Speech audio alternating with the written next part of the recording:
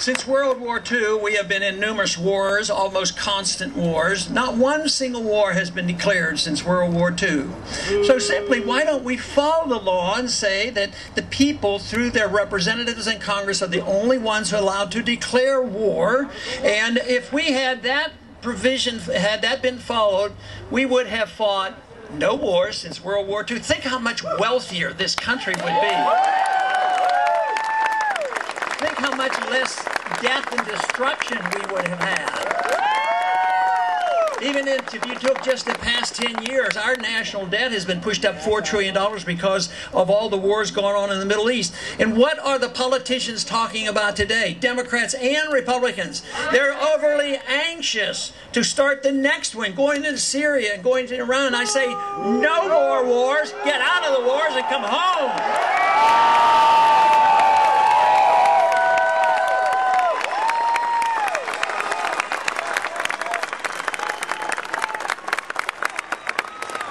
It's a moral issue, it's a constitutional issue, but you know, it's also an economic issue because great empires, great nations always seem to overextend themselves. Fortunately, we didn't have to have a nuclear exchange with the Soviets. They went broke before we did, and they had to go home and their system fell apart.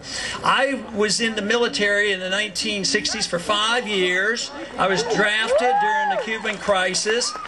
And believe me, if we can stand up to the Soviets who had 30,000 nuclear weapons, don't you think we could stand up and not be intimidated and act so frightened by a country that has no nuclear weapons and maybe will never get a nuclear weapons and we want to go to war against a country like that? It makes no sense at all.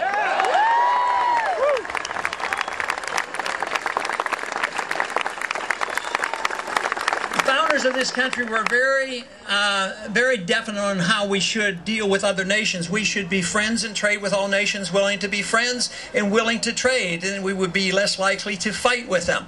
A good suggestion would be, the Cold War is over, why don't we talk and trade with Cuba? Yeah!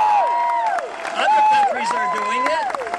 We're doing it with China now, and they've sort of wised up of the whole thing. We're in debt. We owe it to China. China saves their money. We're over there wasting lives and wasting monies throughout the Middle East and Africa. Guess what? China's taking our dollars that they earn from us, and they're investing them over there in minerals and natural resources and oil.